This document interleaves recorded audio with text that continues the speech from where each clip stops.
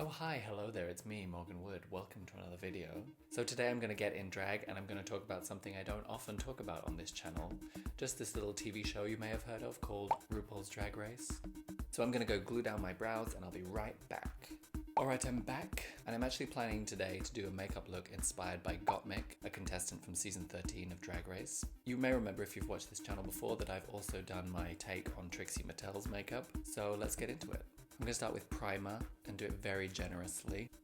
So if you haven't heard me talk about it before, I actually have a very complicated relationship with Drag Race. On the one hand, I love the show, I love that it exists. I'm so grateful that it's made drag something mainstream and put it into people's consciousness. But on the other hand, I think it's also very problematic. So we're going to get into that today and talk about all the things I like and dislike and where the problems lie with this show. So in addition to using a primer, I'm also going to use a pore filler because I've noticed in some of my videos and photos recently that my pores are prominent guest stars, shall we say. And I'm focusing this pore filler just on the central area of my face. So in case you don't know much about RuPaul's Drag Race, it's a reality TV show where drag queens compete for the title of the next drag superstar.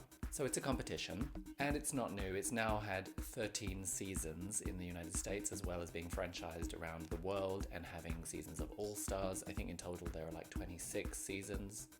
Who knows? I started watching in season 7 and then started going back and forward at the same time, which was not really confusing to be honest because there's nothing new in the seasons. It's very self-referential and it just is the same format over and over again, more or less. Okay, I'm going to start right away with foundation, which I don't often do, and I'm going to use a mixture of cream and liquid foundations. Usually I color correct my beard with an orange or a red or something, but I'm actually going to just try doing 2 layers of foundation and see how that works. I find often it's difficult applying the foundation on top of the red because they mix and also it irritates my skin in a different kind of way.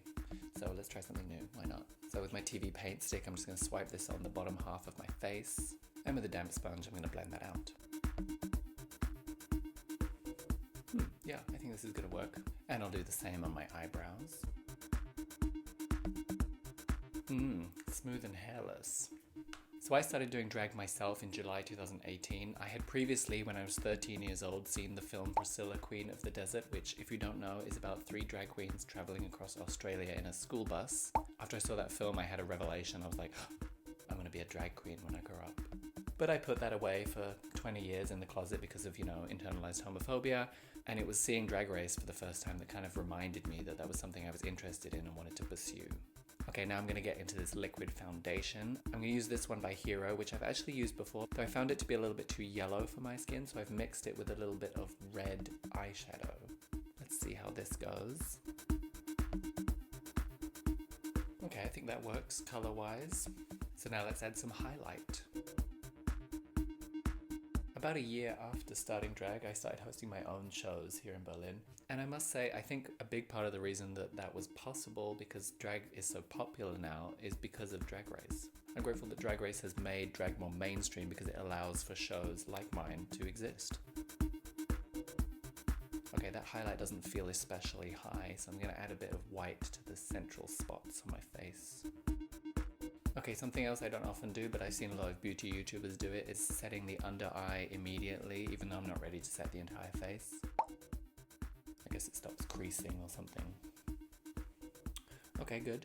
I'm gonna chisel out my jaw and shorten my forehead. So there are lots of reasons that I'm grateful for the existence of the show RuPaul's Drag Race. However, I do have several problems with it. The most obvious is that it's a competition, and I don't believe that drag should be a competition, really. I like to say that drag is not a competitive sport, it's a collaboration. At least at its best, that's what it can be. And of course, I get it, it's a TV show, a reality TV show no less, so a competition kind of makes sense, but what I appreciate less about that is that it breeds an atmosphere of comparison. The idea that someone always has to be the winner and someone else a loser, and that different drag is even comparable in the first place. Right, let's snatch this nose. Okay, that needs cleaning up a bit, it's a bit wild. I'll just take this soft skinny brush, my highlight shade. And I've sketched out the eye shape, more or less, so now it's time to powder.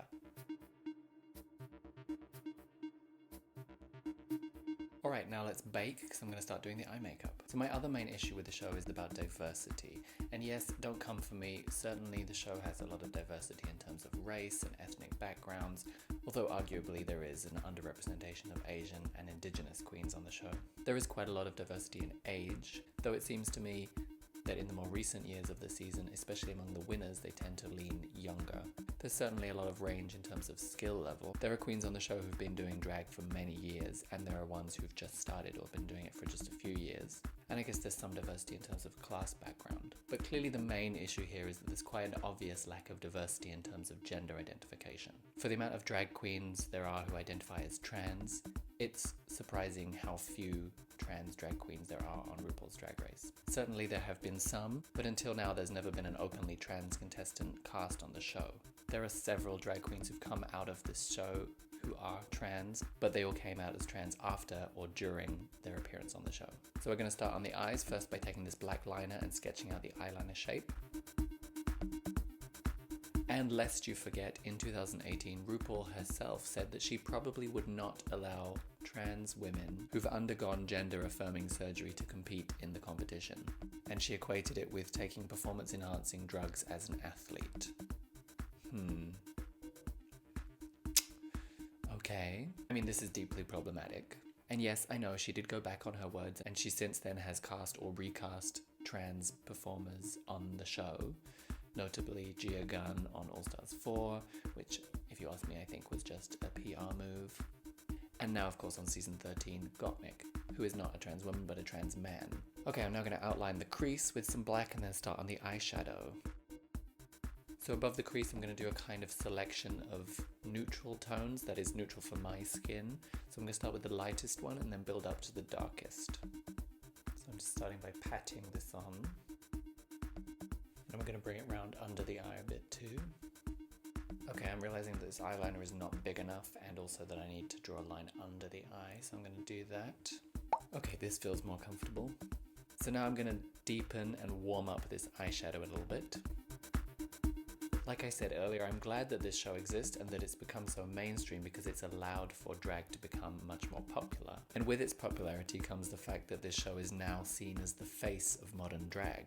There are even queens who have appeared on the show themselves who've said that they'd never heard of or seen drag before seeing this show. Although this isn't a problem in itself, of course, I think what it does is it narrows the popular perception of what drag is. It pushes to the sidelines the existence of trans performers, for example, of bearded drag queens, let's say, of drag kings and masculine drag altogether.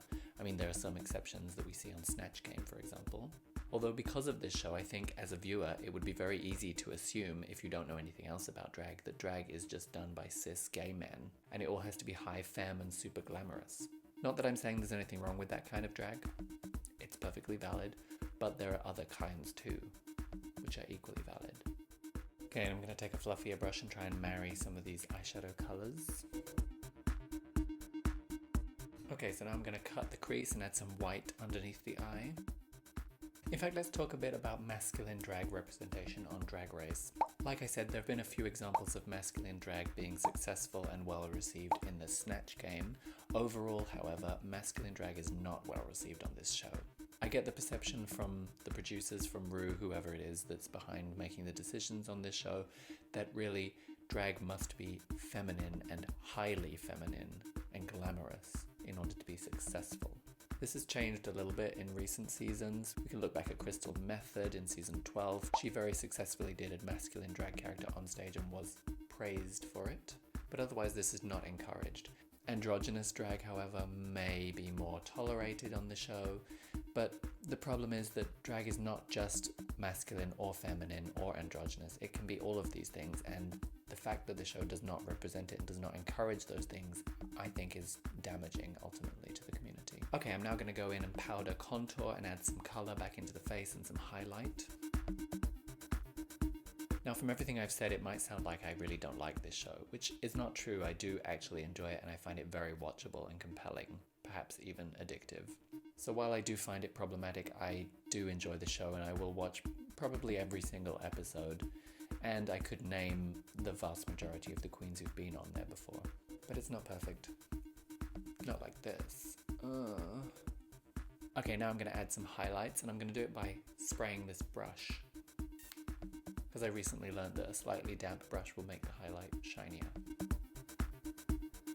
Sure, Alright, I'm going to draw on these spikes above and below my eye and then add some more color and some glitter. And because this show is just so popular, it really does have a lot of responsibility on its shoulders. The kind of winner that it chooses really does send a message to popular culture and to the media and the world in general that this is the kind of drag and the kind of art that we are supporting.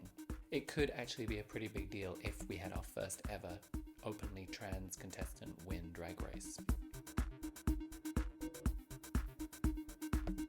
Along with liking the show, I do actually also follow several of the drag queens who've been on the show before, and I enjoy many of them. Most notably Trixie Mattel. She's probably one of my favourite drag queens who's been on Drag Race, and I find her success and how she's used it quite inspiring.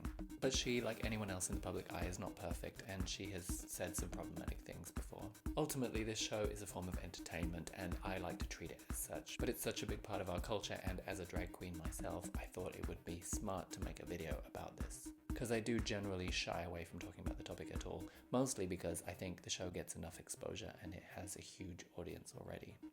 Alright, let's get into these lips and then we're almost done.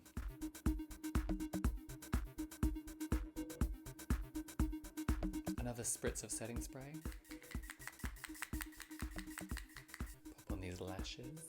So of course one solution to my frustrations with this show would simply be not to watch it and not to engage with it, and of course I can always do that anytime. But like I said earlier, I do actually enjoy the show, and honestly it's somewhat addictive. So instead what I'd like to do is imagine what the show could be and what things I would like to see from it, because representation matters, and I believe that what we see on our TV screens can influence the world around us for the better, potentially. So Drag Race, if you're listening, some of the things I want to see are more trans representation, more masculine drag, more diversity of styles of drag in general, the celebration of differently abled bodies doing drag, perhaps even. And while we're at it, how about a bit less misogynistic language? Okay, thanks. So this is the finished makeup. I'm pretty happy with this. I think it's a pretty good copy of Gottmik's look. And I would really like to see Gottmik win this season. I think that could be a really strong message. Though if I'm being cynical, it would just be a PR move on Ru's part, but better than nothing. Now that I've done this makeup, I really have no idea what to do in terms of hair and outfit. I don't think I have anything that goes with this.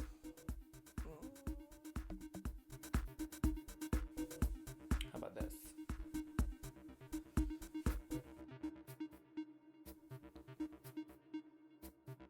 So this is the finished look. I'm pretty happy with this. This is my take on Gottmik's makeup. Thanks so much for watching. If you enjoyed this video, please give it a like and subscribe to my channel. Share it if you found it humorous, entertaining, educational, or provocative. And please let me know in the comments what you think of RuPaul's Drag Race. Do you like it? Do you hate it? Do you love to hate it? And maybe who's your favorite queen ever to come out of the show? Please subscribe to my channel. I release new videos every single week. And if you're not already, please follow me on Instagram at morganwoodcallisto, MorganWoodcallisto. Thanks for watching. See you next time.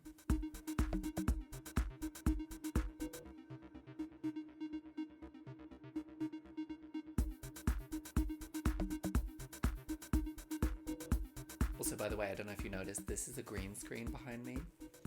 Oh my goodness. Oh.